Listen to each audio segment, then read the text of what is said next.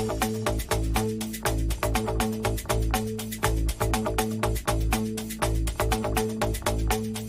is the North End. This is the North End.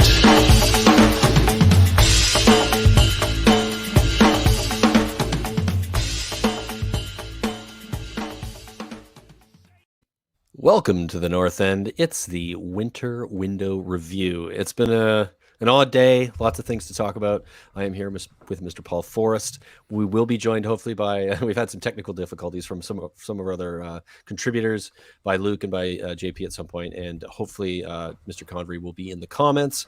Paul, good to see you, buddy. I was hoping we'd have a bit more of a crew here, but why nice though, Brian? It's always Whenever nice you to and meet I just just you and talk, I. it's like they're dead weight anyways. It's true. Every show we've ever had where it's just us talking, we A, enjoy ourselves more, and B, we sound so much smarter.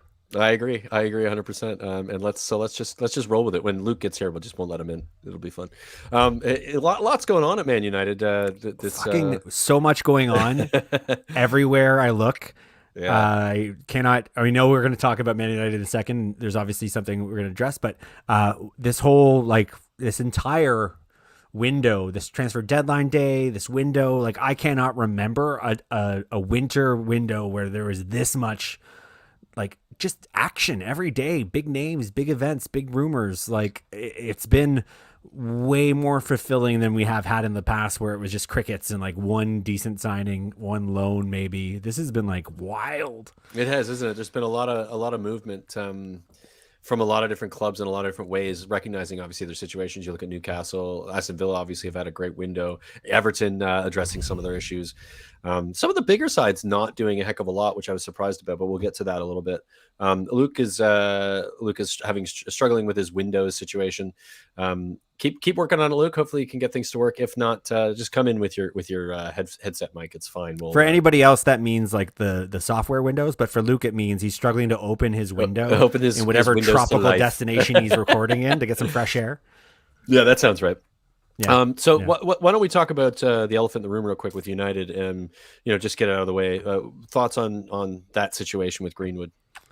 So I woke up Sunday to the news, as many did, I guess. And complete gut punch. It's not a football thing. It's not a Man United thing. It's a society thing, and it's so much bigger than all of the above.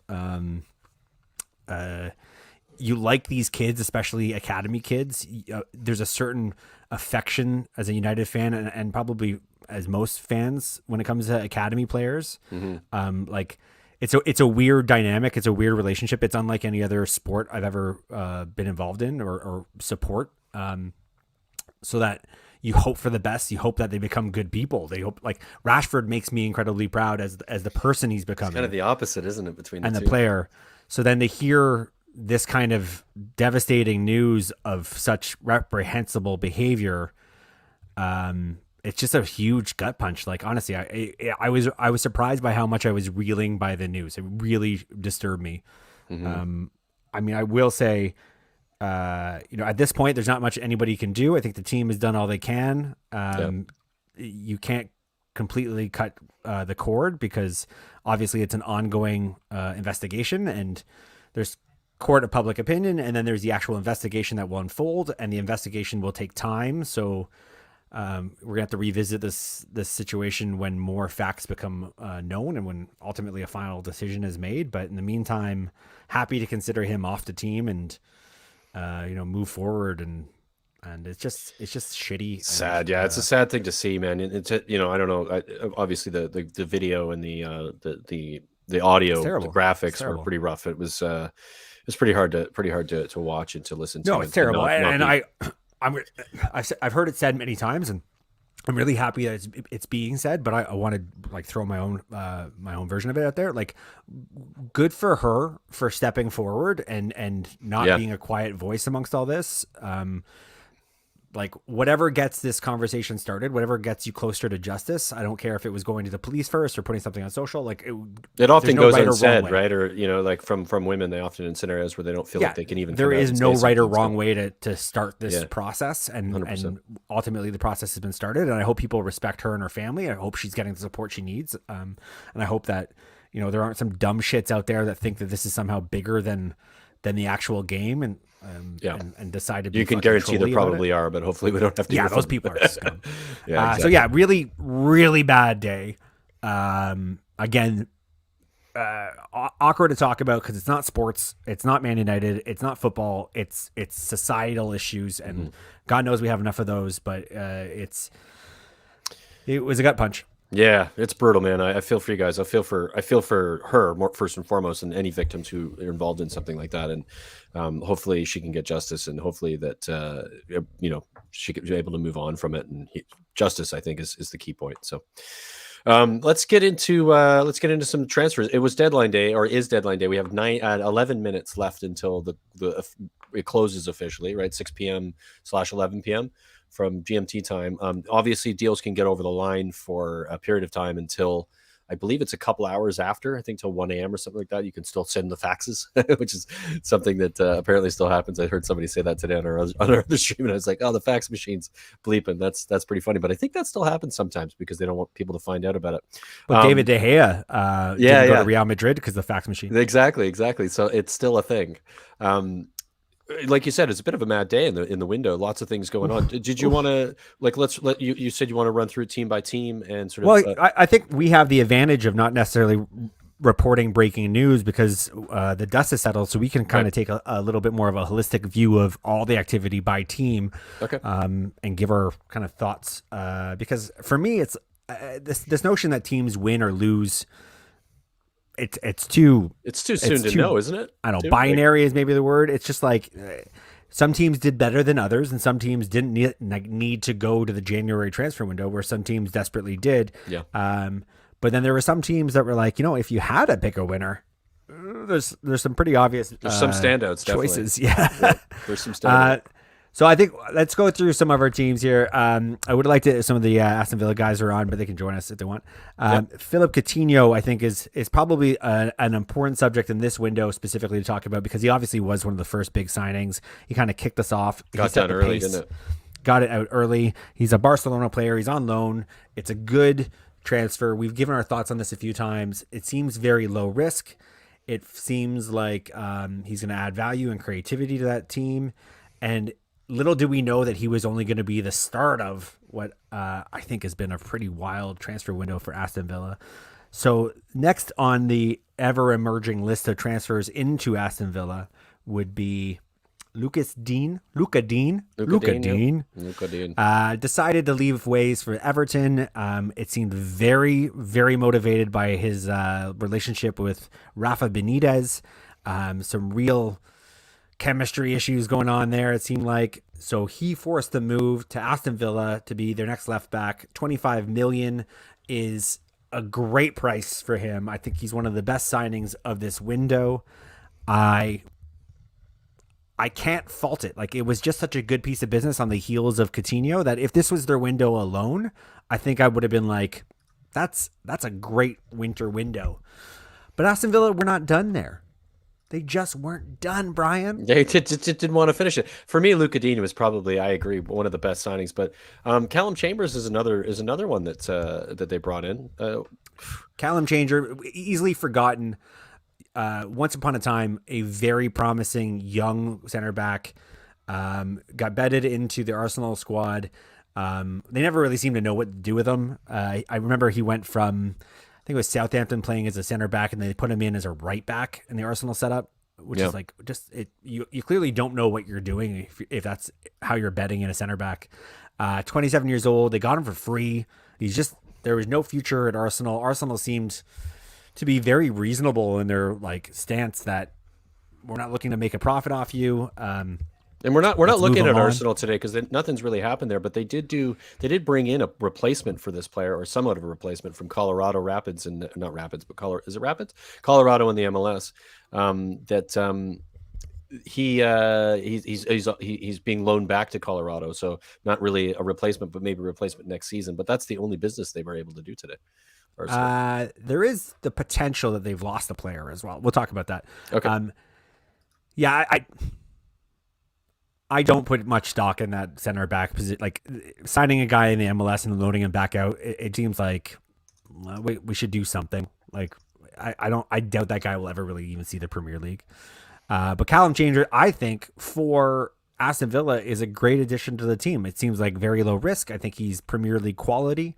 He's certainly going to add some competition and depth in the center back position at Aston Villa, and I think that's what they were looking to do is get a little bit more options. And I think Calum Chambers was like a no brainer. Yeah, it just makes the depth of squad in that position much stronger, and it's positive. But were they done there, Brian? Were they done there? Well, we've got one more from them here, and that's that's Burnley. Nope. Who was the other one? Because did I miss one? I might have missed one in the adding it. What was the player? Oh my God, I don't know. I give you all the pictures. I don't got a list in front of me. I know, but I think I've gone through them all. No, they signed somebody else. I've gotten those first three, so let's just move on. Let's just fuck it. Unless you can name them. Aston Villa, you're done. You're done, Villa. You're done. You don't have your guys here to stay with us anyway. So I'm gonna. This would have been maybe a more interesting question if there was a group of us on this thing, but just you and I, buddy. We'll have to make just you and I. I am of the opinion with this transfer window that Aston Villa may have had one of the best January windows I can recall ever. Like across the board? Across the board. Like I usually associate I think for a January window I would agree with that probably. Like a January transfer window usually, like in my mind, is like one player, two players, but they brought in depth and they didn't really seem to like take any real risks either. Like they're not spending tons of money on these players. A lot of these players are either free or they're loans or like low risk. Like why wouldn't you do it kind of decisions? Do you know anything about this player? Woot? Is that how you say it? Wook Weghurst? Voot? Are we moving on to Burnley now? Oh, I thought we did already. Sorry. He's up on the screen, so that's why. How did you think I was just talking about Aston Villa? I know, but Vuk is on the screen, so I was Voot. You've had a long day. It's okay. It's been a long day. I've been online for nearly 8 hours. I'm excited to see this guy at Burnley, man, because if there's a model for a Burnley attacker, it's a 6'6" Dutch guy. I love it. Like throw the ball in the box, attack it. Striker, then, yeah. Striker. Yeah. That's what it says. Yeah, man. Yeah. 29 years old. He's 29 years old. He's a Dutch international. He's been playing at Wolfsburg. He's got a decent goal scoring record, but he is more than anything a goddamn handful in the box because he's 6'6" and's got hops. And like that's Burnley to a T. That's if you can imagine what they can throw in the box now on any set play, that's their bread and butter. That's going to get them. I think this is going to get them to stay in the league. It could do, eh? But Newcastle have done some things too, so there's going to be some competition there for that. Good. I mean, statistically speaking, how many? What's his goal scoring record like at? I think he's got 10 this season. 10, so that's not bad. You know, he's okay. It's really a service issue with a player like this, right? You got to have somebody who's going to get him the ball in the box. He's not going to light the world on fire, but you kind of have to see how he plays for Holland to really see what he's capable of doing. His hold-up play and linkage is really strong. Yeah. So set plays, big body, 6'6" in the box, that's when you're going to see a lot of what he can do. But he's not that kind of goal scorer where he's going to get double digits. But what he can do is bring others into play very effectively. Hold-up play must be great for that kind of size, right? And with Burnley, I cannot emphasize this enough. If there's a spirit animal that was meant to play for Burnley as a striker, I think is this big Dutch guy. Well, we want to welcome Luke to the show. Luke, good to see you, but I know you're having some technical difficulties. Hopefully we can hear you okay. I don't know. Can you? Yeah, you're not bad. You're a little tinny in the room you're in, but that'll do. We did just skip across all the Villa stuff. I mean, it didn't skip. We spoke to it a bit, but we'd love to before we move on past Burnley, we'd love to get your thoughts just on Villa general from arguably one of the best. What we were saying, one of the best transfer windows in January we've seen. Yeah, no, absolutely. I think when you look at the signings, I was listening to you there on YouTube at the same time, so couldn't agree more. I think Calum Chambers was a real kind of shock. Villa doing it again, managing to evade any form of transfer rumor on that one, just like they did with Danny Ings. What are you doing, by the way? Can you tell the people at Spurs how to do it? Because we're desperate for keeping things quiet. Mate, And like, let's see if we keep it quiet and we finish top 8, then we'll come to Spurs and be like, do you know what? Maybe we found something that works. But for now, listen, I'm really excited. I think if you look at the players that we've signed, Luca Digne, Philip Coutinho, there's two Barcelona players that we've got on the books, right? It's a fantastic bit of business. Digne is great. I'm really a real key fan of him. There's a tiny rumor still floating around that we were in for Hickey over at Bologna. I think that's probably unlikely, but I think great bit of business. I think give Coutinho a bit of time and he's going to be fantastic. So really happy. We just missed out on the defensive midfielder. Linked with a lot. You stole one, Brian, and then I think Basuma was going to be too expensive, so we kind of eased up on that one. But I'm surprised no one's gone for Calvin Phillips. We struggled with the pronunciation of that for a while. Well, JP did anyways, and now I know how to say it properly, so I appreciate that. Mate, JP struggles with mom and dad. Like his pronunciation, like his ability to say the basic words it's shocking how bad it is. He actually makes Paul look like a connoisseur of languages. Nice, yeah, that's so true. Oh, fantastic. Yeah, apparently we were linked with Weghorst as well, from Burnley. That's the player we're just talking about. Congratulations, I would say, Luke, on a window that I would think most teams in this window right now would be like, damn, that was positive. So yeah, good stuff. You must be happy as pig and shit at the moment. Paul, do you want to continue with the players? I think we're up to Brentford next. We are. Kick it off. Throw it up on the screen. This is huge, by the way. It just makes me my heart pitter patter a little bit. But go on. This is. It makes his heart pitter patter as well. Let's not expect this to do too much. Let's be clear. It's kind of a feel good notion that Christian Eriksen will be playing at any club again. Creative midfielder, 29 years old. I shouldn't have to say too much about him. We all know who he is. Can he keep up to the pace of the Premier League? Can he find some times in the Premier League? How bad is his heart? How quickly can he recover? There's so many unknowns and question marks. If he can be the player he was at Inter Milan, which is not the player he was at Spurs. Different. It is still a great signing for Brentford because they don't have anybody equivalent that can create the same way that he can. They have two very effective strikers, I think, that will definitely, like, if they can get him playing from Eriksen if he's on his game in any way. He raises their game so much. Mm-hmm. So this will be a very interesting one. I do want to mention this because I think it's interesting while we're in the conversation of Brentford. There has been social media kind of controversy. Yes, there was. Of Ivan Toney getting pretty hammered, looking drunk on some boat somewhere tropical and warm, basically talking to what I imagine is some hot girl's phone, not necessarily realizing he was talking to the world when he said it. But fuck Brentford was the quote, end quote. He has since had to come forward, obviously, and apologize because he's clearly said some pretty shitty things to say about your club. I don't know what that does to his relationship with the fans. I don't know what it does with the manager. I can't imagine anybody appreciated the timing of those comments. It's not related to Christian Eriksen, but it is maybe framing the situation that Eriksen is finding himself in on day one. If he's wondering why every time they're taking laps, Ivan Toney continues to do 100 more laps when everybody else stops. yeah, getting punished. Yeah, it might just be the explanation he's looking for. But this is a nice story. It's just a nice feel good. I hope it works out for him, but ultimately, I just don't think it's that big a signing because I think there's too many health concerns. Yeah, it's the unknown, right? We don't really know what he's going to come back like. You know, he has to pass a medical. So the medical passing and the requirement for that is, rigorous. It's not a scenario where he can get by on it on any sort of like, I'm not fit, I can't do it. He's stayed fit. He's trained quite a bit with a local club in Denmark. He came to Spurs training ground, I think, briefly. So he is attempting to maintain a level, or has attempted to maintain a level.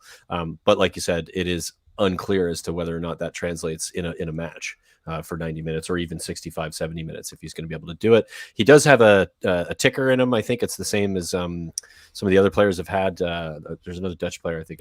Blind. Dele Blind, who's got the and he's same. playing Champions League regularly. Like that'll again, it will come down to whether or not he's been able to deal with it and how that machine works and whether it works well enough for him to play at that level. But I don't think he comes into a Premier League side without probably testing quite highly on his physical. So I think he's done okay in that sense, but it is hard to say. Moving on, we move on to this fellow right here. Brighton. Brighton. What are you going to say about Brighton? They signed a striker, which sounds on paper great. Yeah, I didn't realize he was loaned back. Who I think is the leading goal scorer, I believe, in the Belgian league. But as much as you get excited because they finally find a striker who can score goals, he's immediately loaned back out to the same club. So this is a move for next season, I'm guessing, because they feel like they're probably safe. I guess so. It must be, right? It's a strange one. It's a very strange one. It's a strange one. He's a powerful big nine. For me, being a goal scorer in the Belgian league it's a bit of a jump to suggest that you could be a goal scorer in the Premier League. They have more money than this to be spending on these kind of deals for a 25-year-old. I'm not a huge fan of it. Sometimes I wonder what the ambition is for Brighton.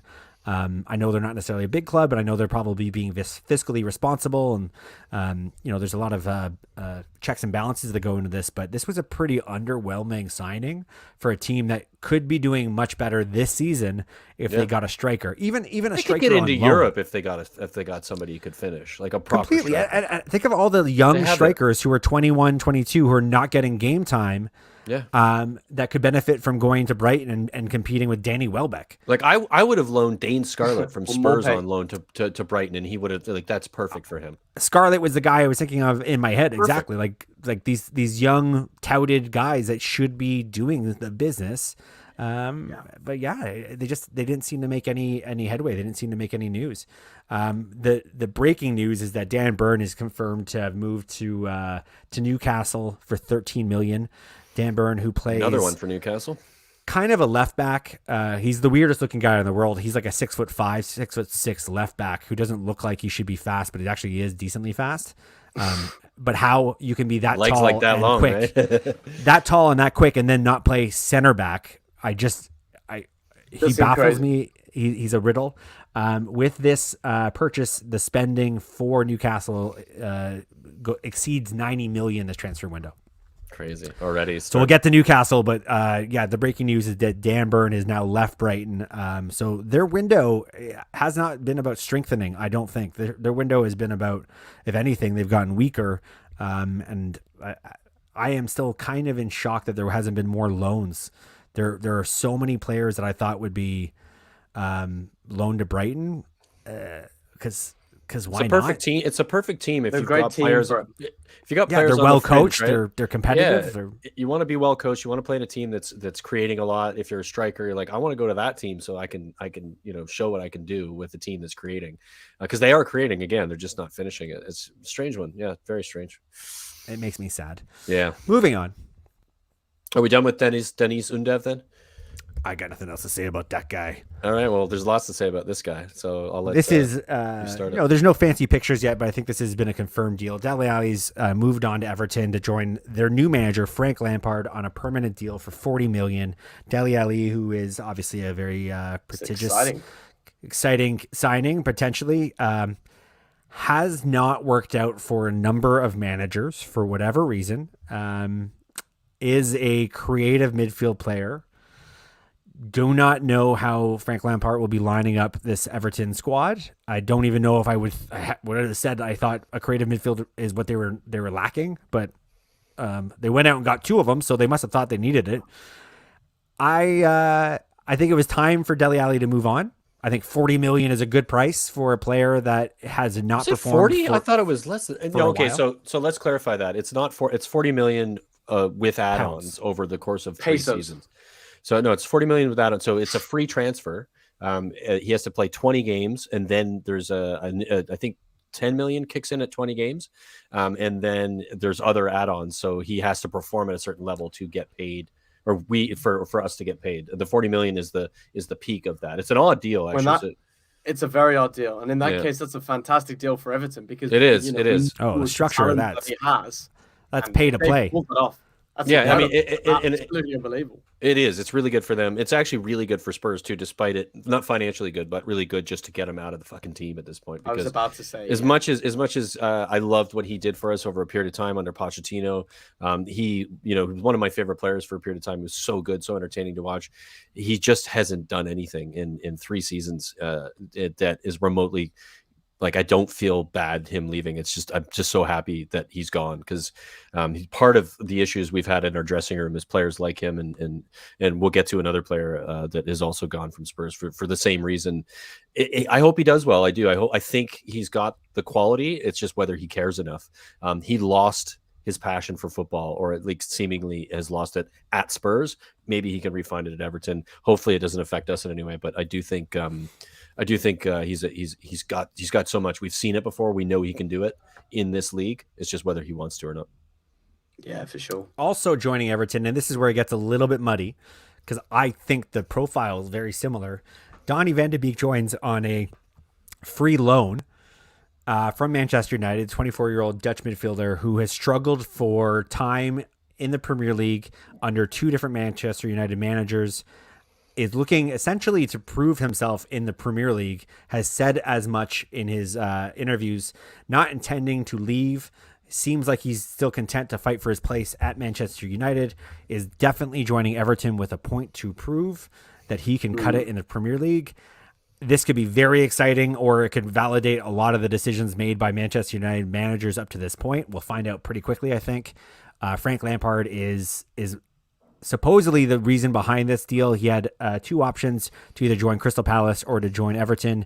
Everton was his decision, because apparently Frank immediately picked up the phone once he got the job and called up Donnie and said, "I want you." So you would hope that he's got some sort of plan on how to use him.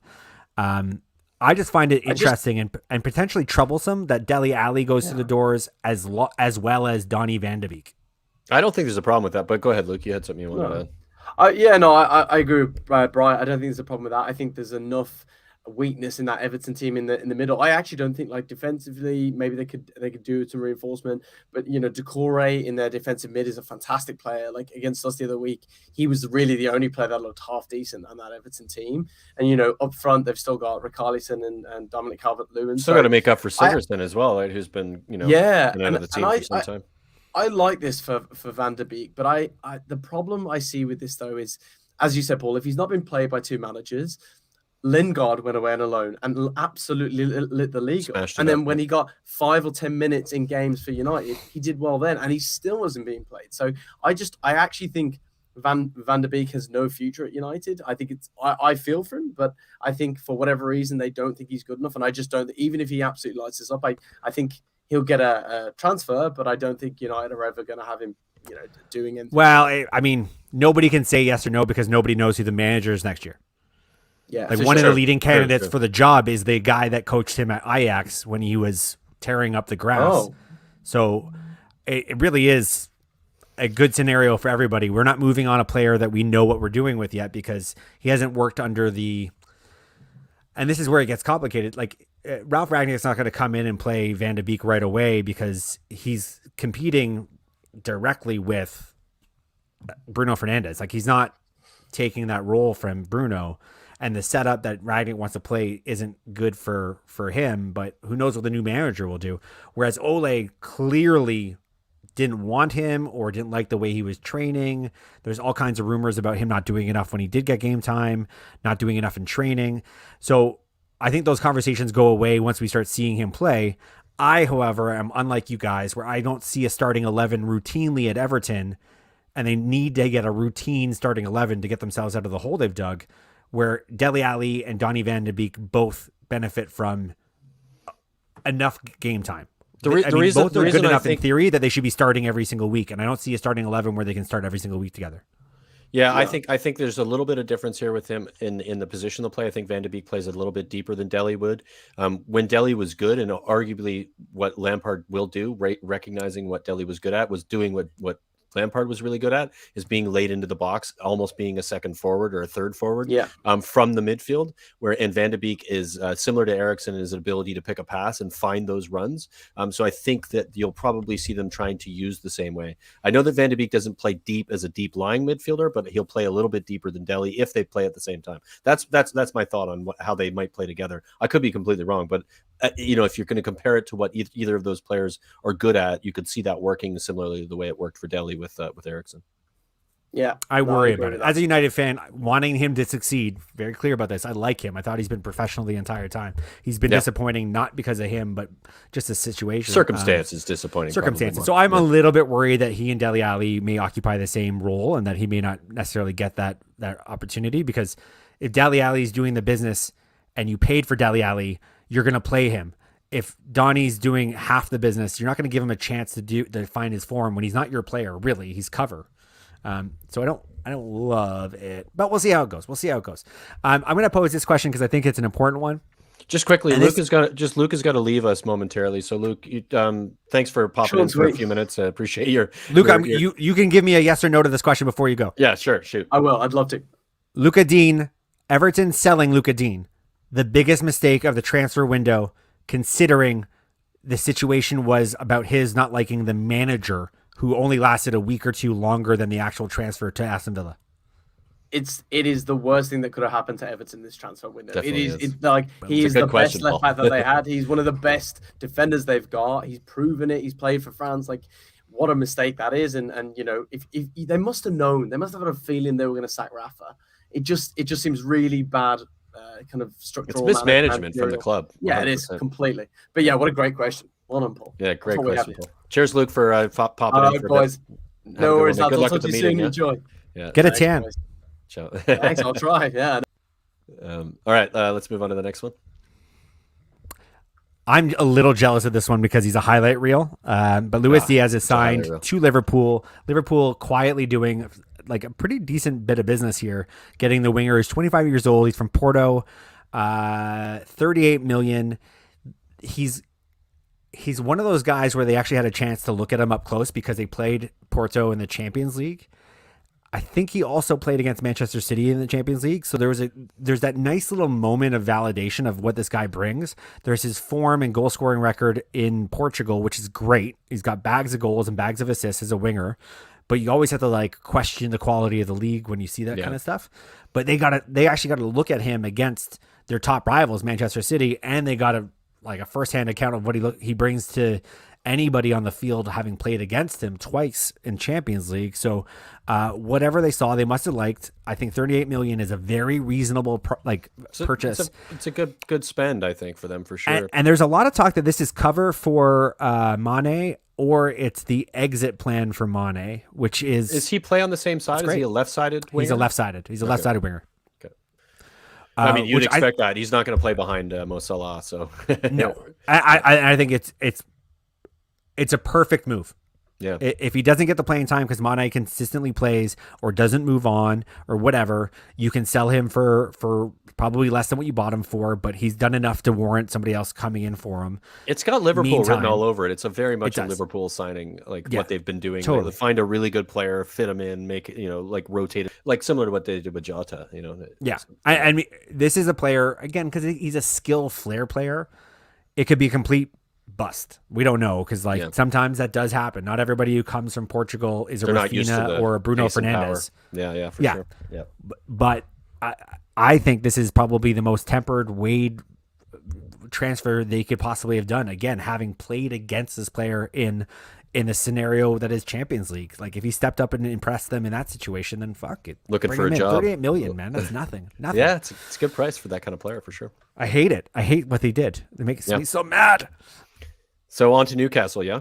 Yeah, well, get ready for this long list. 90 million has been spent in transfers this transfer window for Newcastle, who are desperately trying to buy their way out of the bottom. But it's okay because they have the money, and that's all right. That's okay. So they started off pretty strong. Kieran Trippier, right back, 31 years old, Atletico Madrid for 12 million. I think he had a good sense of what was coming. I think he was probably told this is how much money we plan on spending, and here's your giant wage package if you come over to us. Don't worry about the championship and relegation. We're going to get ourselves out of that. And I think his signing was also a message of intent for everybody else they went off and bought. So going through the list, next on the deal in kind of order of events too was Chris Wood, 25 million. They basically, in one move, weakened one of the teams that's in and around the relegation and Strange for them themselves. too to do that, wasn't it? Like 25 million for Chris Wood may feel like a lot, but 25 million to take him away from Burnley, exposing Burnley to the drop is really good. It's a smart play. It's a bit of a piss take in a good way. It's a little bit, yeah. He's with us. And I actually think he is so good in the air, and he is so physical, and there's a role for him to play. I think he's a good addition. I like this move before I even started thinking about what it does to Burnley. 28 years old, 25 million. They've got more money than God now. That's a nothing investment. I liked it. I still like it. I actually might start talking myself into thinking that they had the better window than Aston Villa. I'm almost going to start getting there. I think it's right there. I don't think you're far off from that. I think, it sort of the expectation is that they have the money to do it. Yeah. There's a market there for them to say, we can pay the wages. When you can pay, and I'm not saying Chris Wood's a top player, but when you can, like, Kieran Trippier arguably would be considered that, when you can play wages for top players, despite being in a relegation battle, players will go because they're going to get paid that money, and that's what we're seeing. The next player is probably the one I am most excited about to see in the Premier League. Understandably so, too. Really, I have been watching him in Lyon for a while because he's got like a YouTube highlight reel that if you're an obsessive Man United fan looking for somebody who's a deep lying playmaker, you come across video of this guy eventually. He is one of the best midfield players in the French league, or he was. Now he's a Premier League player. Is Bruno Guerreras? I'm not saying it right for sure. Guerreras is my understanding. 24 years old, 35 million, which is really good value for a player of this age and his ability. He is more of a box to box than he is a CDM. He is somebody who can basically play his way out of a press. He's very press resistant. He can carry the ball up through the middle. He's got a very good passing range. He sees the field in front of him very well. He's supposedly very good at reading plays. This one went under the radar a little bit too, didn't it? For like the rest of the league. I think everybody else was like, "Oh, who's this guy?" And then you look him up, you're like, "Damn!" Of all the players they signed, this is the guy where I'm like, "Okay, cool. Well, this is the guy that you're going to build a team around now." Yeah, this is a young 24 midfielder quality. This is the Vincent Kompany signing of Manchester City once upon a time. Right. Okay, yeah. Where he's going to be there for a bit. I actually think he's going to do really good things in the Premier League. He's not a goal scorer, so I don't necessarily mean that he's going to be the guy who certainly going to transition for Newcastle, which they kind of desperately need. He creates a lot of opportunities. Mm-hmm. He's a guy that will give service very well. He's a guy that will help them wrestle control of the midfield. I think they're going to be in a lot more games because of him. I think there's some people like David Convery who's worried about the speed and physicality of the Prem. One of the things I always like to say, and it's relatively new, I don't know how truthful it is, but Pochettino goes over to the French league, and his comment since he's arrived there is that he actually thinks the French league is more physical than the Premier League. Oh, that's jokes. It could be jokes, but I think he's taking the piss a little bit. I do think there's something to it that maybe we have to understand that the French league is not necessarily as I think maybe sloppier in the physicality and in getting run into, or just being not necessarily timing not being as good as it could be, and that could lead to more physical play. I don't know, man. I don't know. I've watched if you look at the midfield players that play in the French league, there's a lot of big body kids from France that are what happened 21, to Tanguy and Ndombele, who can anyway. That's another question we'll get to. Well, I mean, pace. Time on the ball, that's different. Like the biggest transition for any midfield player coming to the Premier League will be pace, like the pace of play. Yeah, pace for sure. But physicality, I think, is becoming less and less of a concern. Fair for players that come from France. Yeah. So that's your answer, Dave Convery. I'm super excited by this player, but they're not done yet. Not done yet. Matt Targett. This one happened today, right? Yeah, this happened today. I think it was a situation where He's been replaced. They all know it. I think Aston Villa like Matt Targett, so they were open to allowing him to go someplace where he will play more frequently. Yeah. I think he will be a starter at Newcastle. I always kind of think it's a little bit weird when there's business done between Newcastle and Aston Villa. I don't know why, but it feels like kissing cousins. They should hate each other, and they're allowed, like, yeah. Come on, you're really going to help them survive. But it's a loan, so it's just another piece of good business. Yeah, and I like it a lot. And if we were done there, we would be done there. But as we've reported recently, moments ago, they are not done. They also brought in Dan Burn from Newcastle, who plays to Newcastle, who plays. He can play as a left back. He can play as the left of a back three, or he can play in the middle of a back two as the left side of center back. So if you look down the spine of this team, they've just gotten bigger and better at every position. Yeah. And this is where I'm going to ask, I guess, everybody out there, you can comment. So it's not just Brian and I talking to each other. True or false? Newcastle's window saves their season. They do not go down. I'm going to say true, and I know I'm going to obviously want everybody else to put their, in the comments, put your answer in the comments, yes or no. Do they stay up? I hope they don't, but it's hard to argue with what the business that they've done addressing the left back, right back, center mid, and they look like a team that are going to be much better on paper than the teams around them that are going to be battling for those three spots. And I think they'll move up the table kind of quickly to like a 13th or 14th probably, and get it over the line. And it's sad. I wish they weren't. I feel like they should be punished for being owned by what they're owned by and have to work their way back into the Prem. But it doesn't look like that's going to be the case.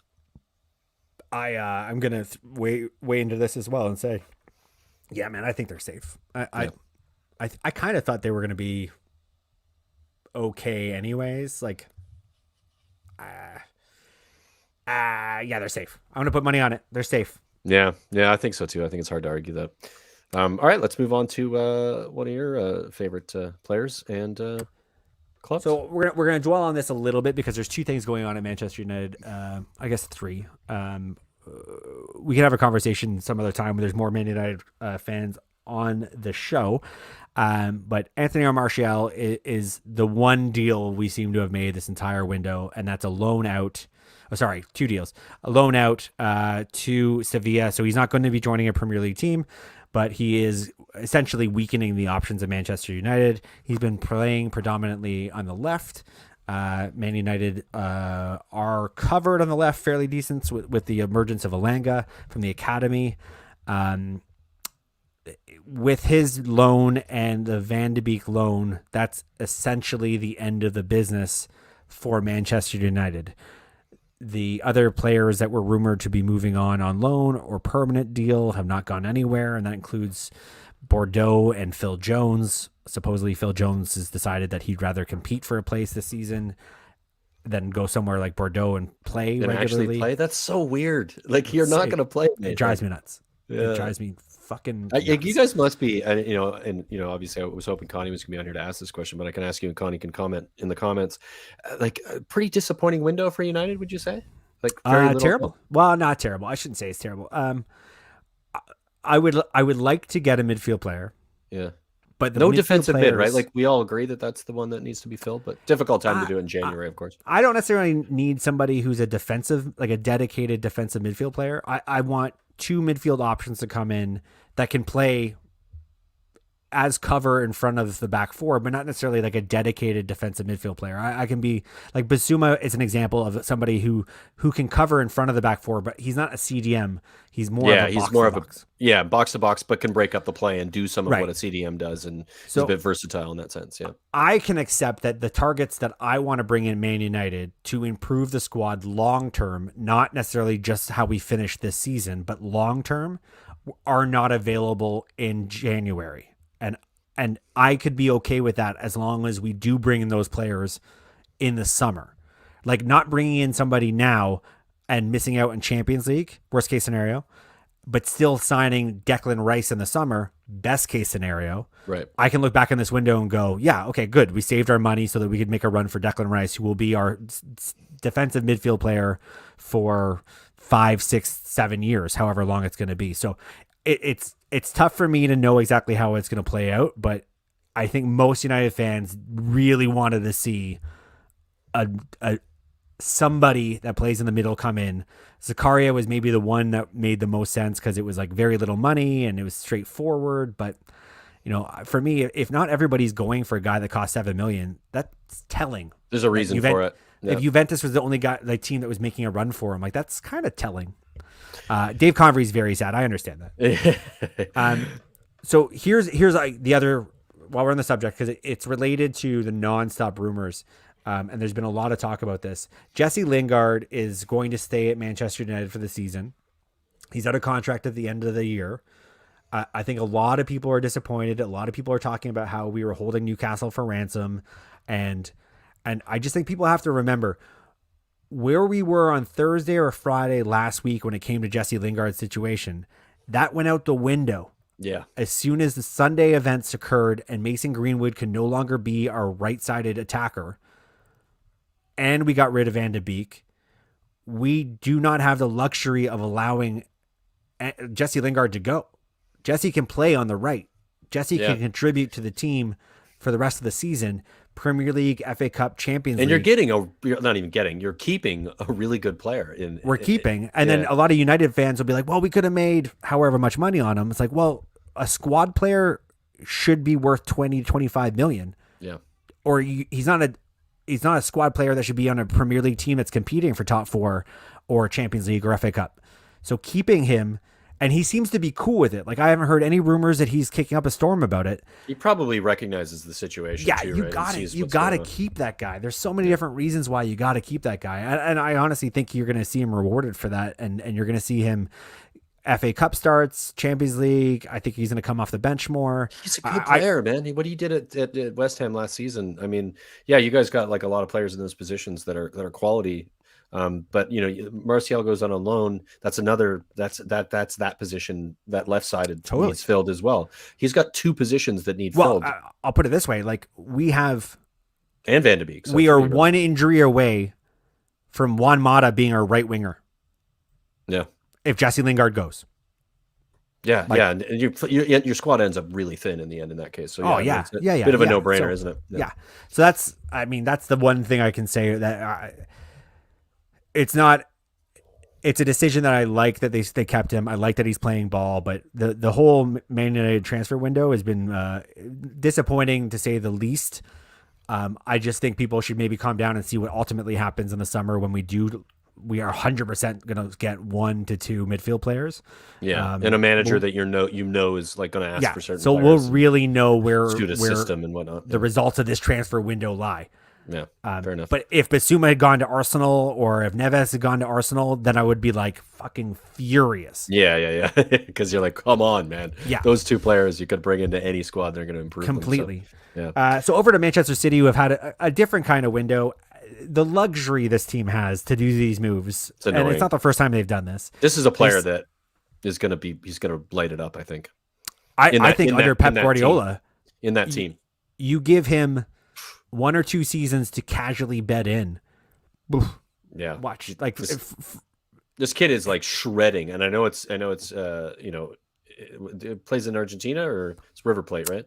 He plays in Argentina. Yeah. I think he's Uruguayan, but he plays in Argentina. Yeah. And he's playing under a really good manager there too, a manager who I expect to see in the Premier League in the next little while. I forget the gentleman's name, but he's probably the best manager outside of the top leagues in Europe, and particularly the Premier League. Forgive me for getting his name, but really good manager, doing a great job. This kid's scoring a goal a game. Like his expected goals, his XG is really high, and he scores really nice goals, proper 9 with a great finish on him. And in a team like City, he's gonna flourish. It's gonna be. He reminds me a little bit of Chicharito. Gross. Like he looks like a guy that if the ball is anywhere near him in the box, he's putting it in. Yeah, he's putting it in with something like 100%. An eyelash. That's a good example, actually. Chicharito back in the day when he was popping him in for fun.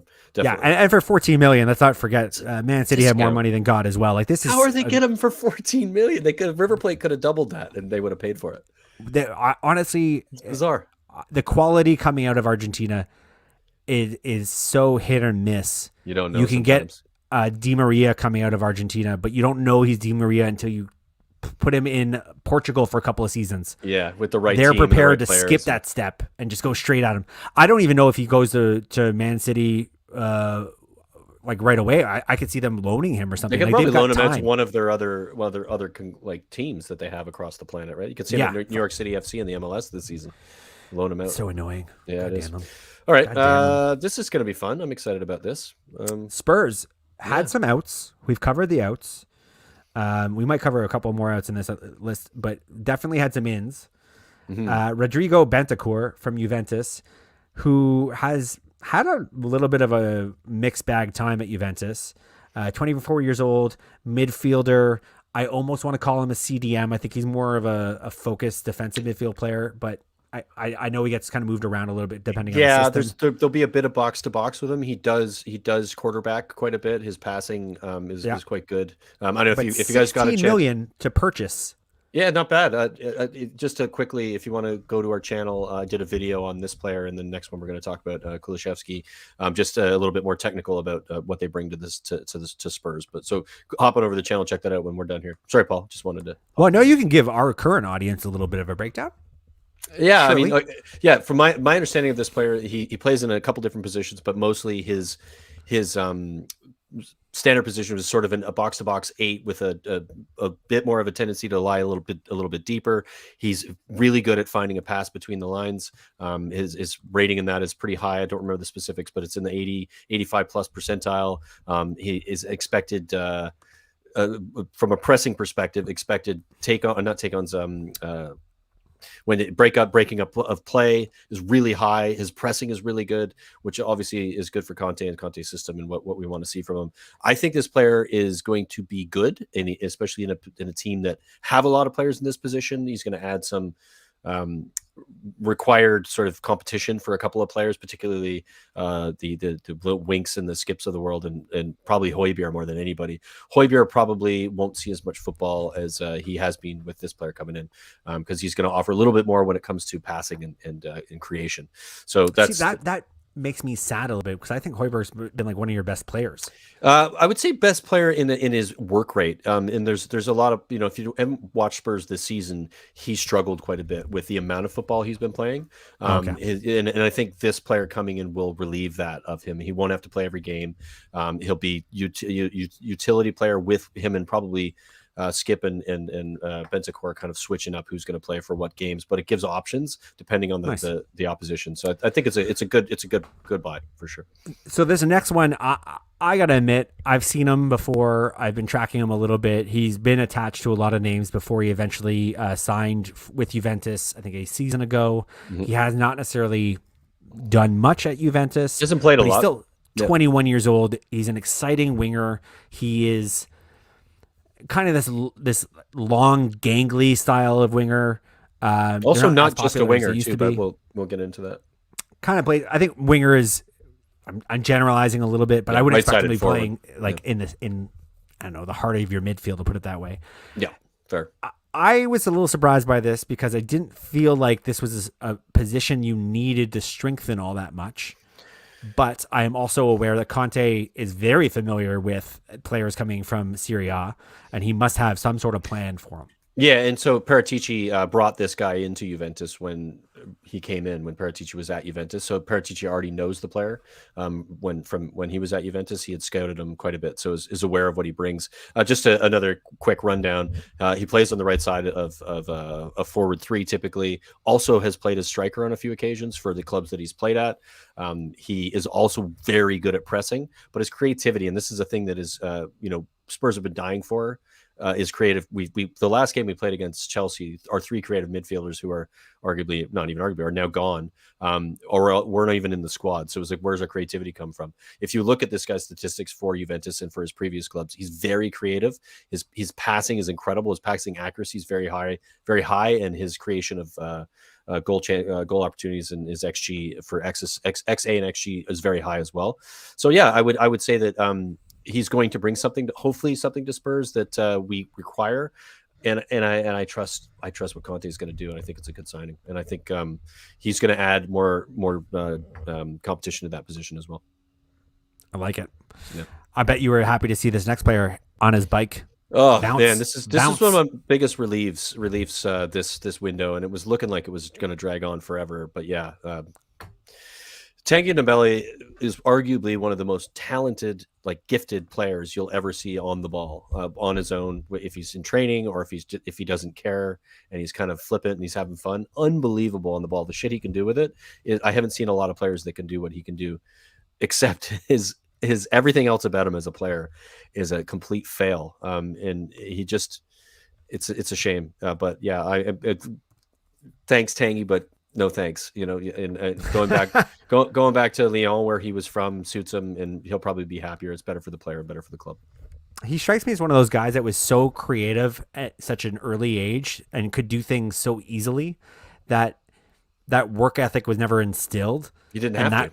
And that gap was just it's such a fundamental shift that not everybody who's amazingly good on the ball knows how to work. Yeah, and he's been at Spurs for 3 seasons now under 3 different managers, and none of them it's just not worked.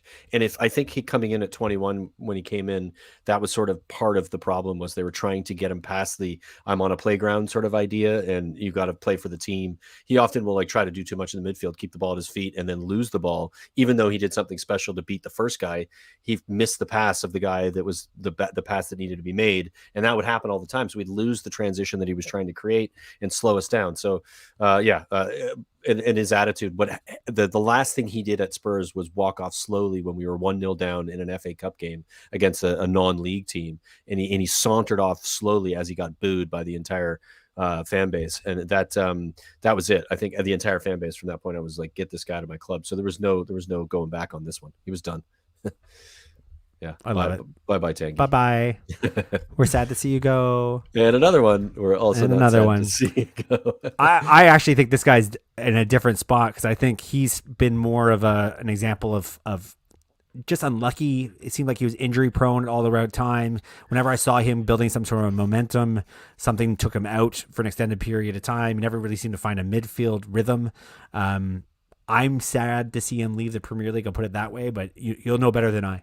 Yeah, I'm not at all. I think very similar to Tanguy, maybe a better attitude, work rate wise. Like he certainly tried a lot harder, but he was awful in so many games. And I recognize that, yeah, you can say that he didn't play as much as he probably should have, and his injuries got in the way. When given chances in big games, he didn't do the things he had done previously at his former club, and he just.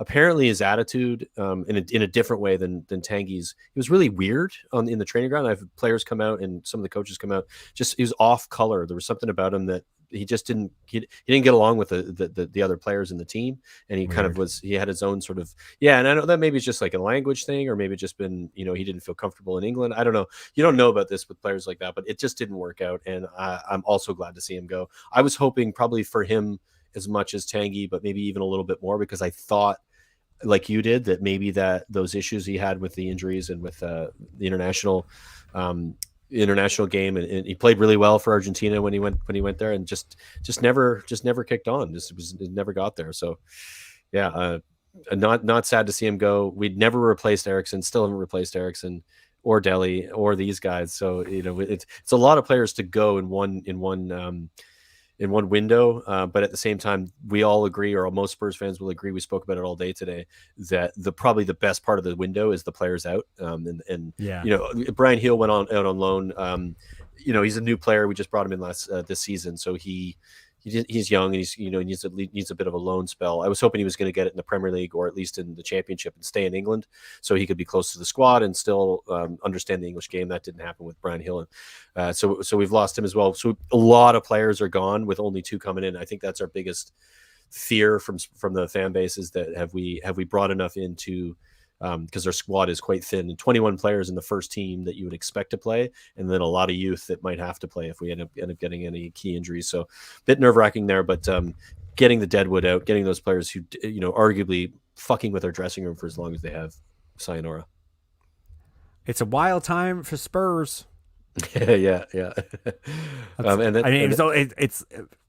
It's it's wild because we're not even at like the real transfer window. Like this is like the interim transfer window. Yeah. So the rebuild has begun. The official proper rebuild has begun because there's three players left from the Pochettino squad: Harry Kane, Heung-min Son, and Hugo Lloris. The three players you'd want to stay from that squad are still with us, and so that's a positive. But yeah, the rebuild is finally happening, and it's long overdue. Okay, here we go. This is less exciting because he's already been in our playing last for Wolves one the entire season. 26-year-old striker Hee-chan, who's been injured he's played like a couple of games, right? He was good in those games, but I haven't seen him a lot. I think he's been injured for about 10 straight games, but when he's playing, he's very, very good. He's a big addition to this Wolves team.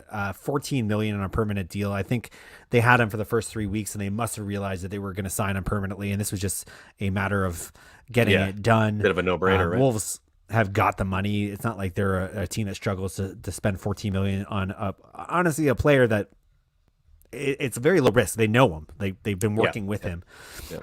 And that kind of ends the official transfers. There's a few other ones that are kind of floating out there. Aubameyang is probably worth talking about. There's a good chance. Let's chat about it.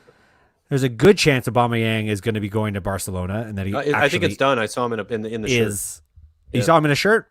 Yeah, I just Barcelona. did on Twitter a few minutes ago. Barcelona.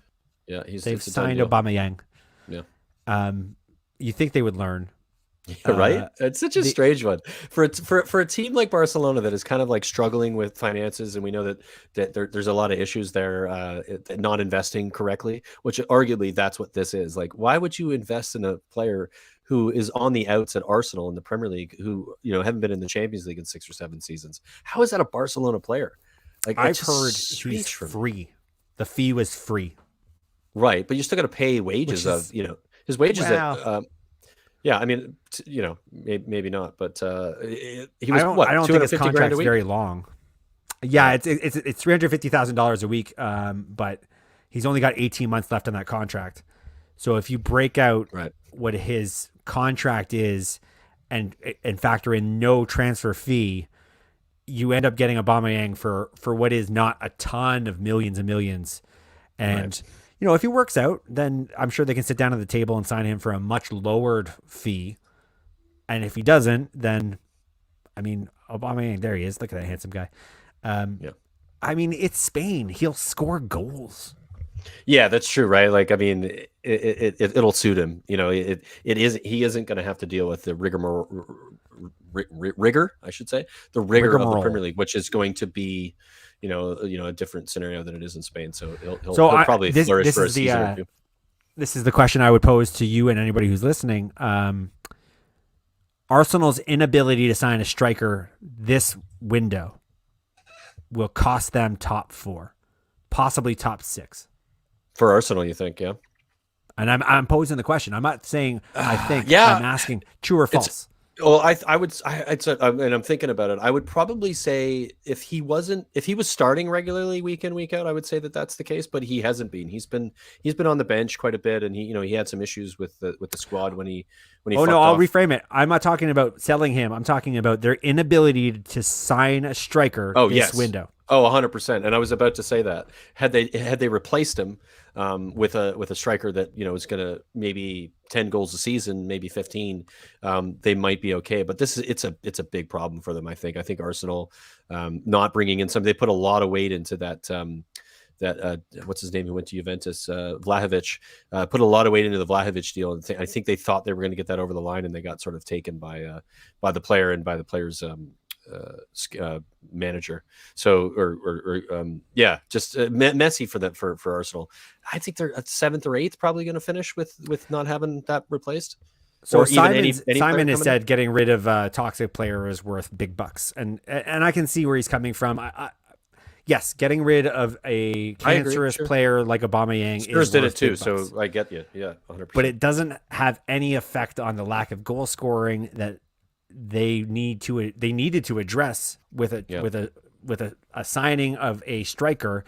And I mean, it wasn't like everybody. It was everybody knew they were trying to sign a striker. Like this is a team that was seemingly very open in their hunt for a striker. And sometimes looking for something and not getting it can be damaging because it leaves question marks on players in the summer when eventually they will have to, again, try to fill that striker role. It also leaves questions like this season for the players who are in the squad going, we didn't improve. We just lost a player and we didn't improve. We didn't bring anybody in. If I was a player in that squad, I'd be like, whoa, crap. We didn't get any business done in an important moment when we probably needed to. So yeah, that might be the benefit of they're such a young core group of players. They may not be thinking true. Maybe they got a youngster in their squad they're bringing through that could, fill in some of those. Nketiah, I think is his name. I'm terrible with the pronunciation. Nketiah, yeah. He apparently turned down a couple of different options to a couple of different teams. So I don't know if he's looking at this as being maybe his chance to make or break himself at Arsenal, but big risk, I think, for them. And it's wild. There's like rumors of Isaac, the Swedish striker, who's plying his trade in Spain, being seen all over London, and that.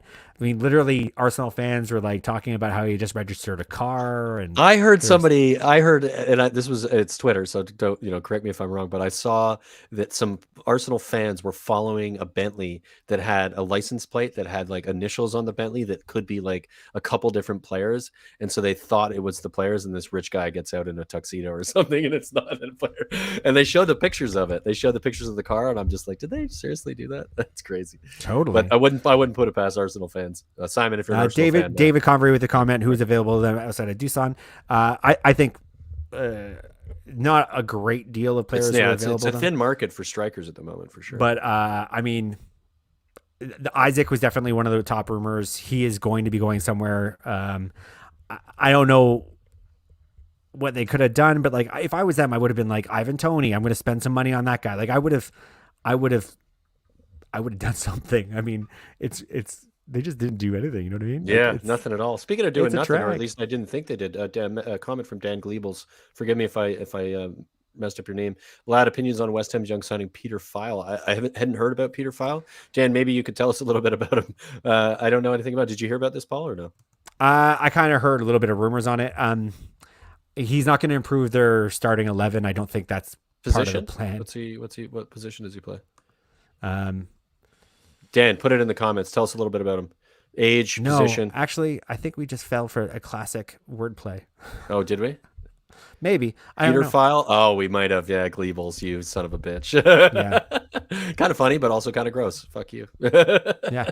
If that continues, then we will be blocking that guy. But that is kind of funny too. It's the Bart Simpson. My favorite thing about that is I stalled with like, I have heard about him. I'm typing in Peter File into my browser. Don't type that in as you said it. Yeah. No, I make sure there was a break between the Peter and the file.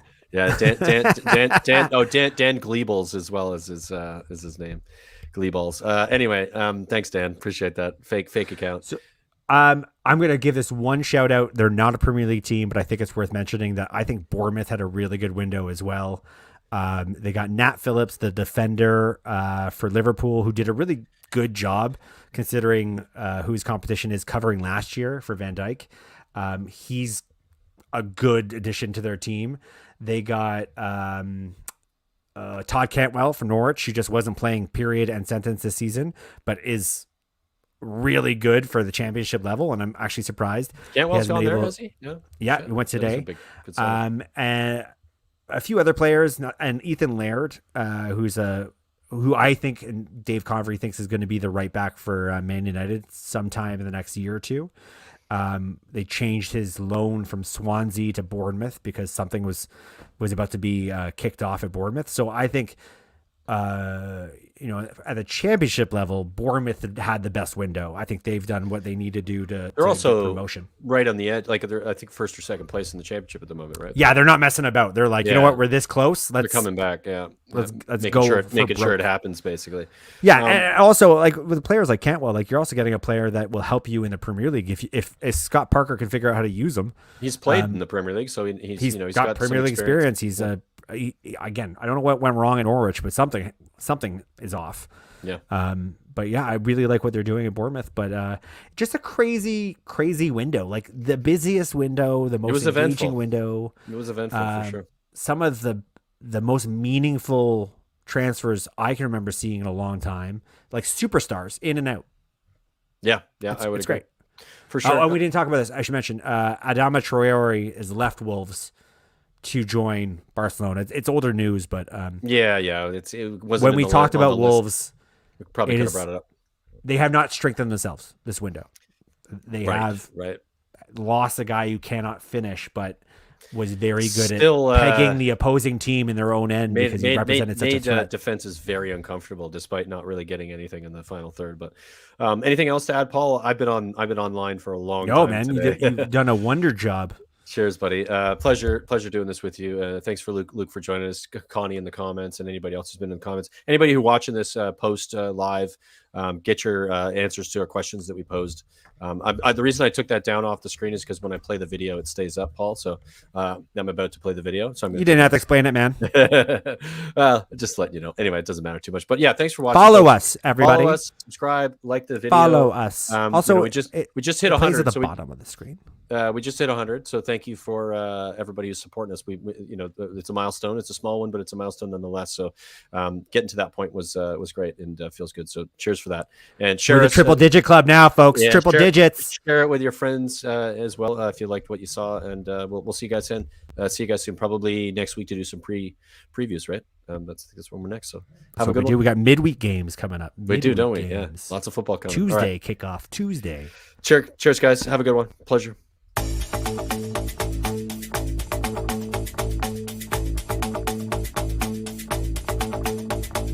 This is the North End.